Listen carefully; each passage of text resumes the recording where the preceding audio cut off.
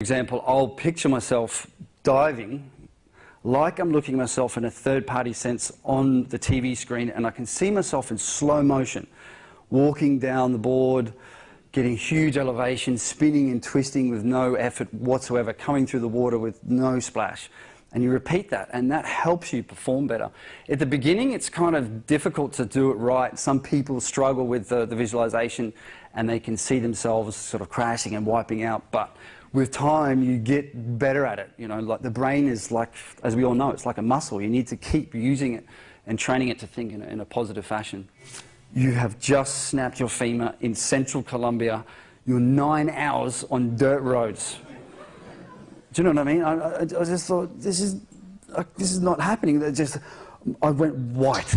I'd hit the riverbank, and the leg had locked back, snapped, and as it snapped, it went back behind the other leg like this. And that's why I could feel the sand on the outside of my thighs. You can't travel with your leg bent. And I said, you've got to straighten it. You've got no option. But it was strange. I felt so logical about it. And then, so I grabbed the leg around the ankle. The leg was over here. And so basically, I grabbed it, and I pulled it to the straight position. But as I did it, the bones are broken like this, slid, and then overlapped and came into this position, as you can see in the X-ray before. So they're laying side by side. And then they looked at me and said, listen, we're really sorry, but we've got no morphine, no pethidine, no nothing. About the best we can give you is Panadol.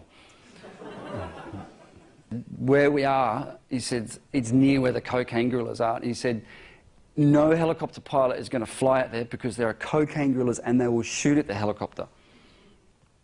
And so this was perhaps the worst journey of my life. Basically, what I did was I grabbed one hand and then put it on the ambulance wall, latched onto it, and then put my other arm across, and then grabbed onto my friend Toño, who's sitting in the ambulance there, the Mexican guy in the front there.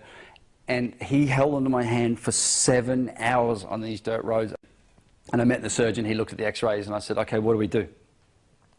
And he said, well, we can put a plate in your leg, so you cut you down the side of the thigh, and we put a plate and screws in, or we use a femoral rod, which means they put a big, long 44-centimetre nail down the middle of your bone, and then place it in that way with a screw down the bottom and the screw at the top. And I said, well, what's the difference? And he said, well, the nails are much faster recovery.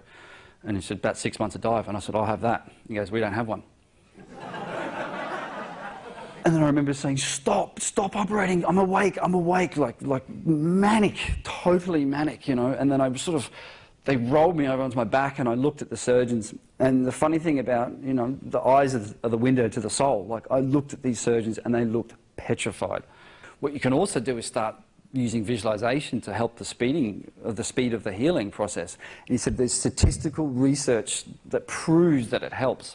And so what he said, we need to start practicing it 6 weeks before your operation so your mind gets used to it. So you use deep breathing exercises, use music, calm yourself, and you kind of start to picture your bone healing like you close your eyes and picture it at like a cellular level, like you can see bones, sort of cells growing on top of each other and adding and multiplying and growing and healing. And then you picture yourself running and diving and jumping again. And I do that 4 times a day. My plans are to go back to Colombia, to dive again, and to say thank you to Dr. Natalia and all the staff that helped me. And I want to finish what I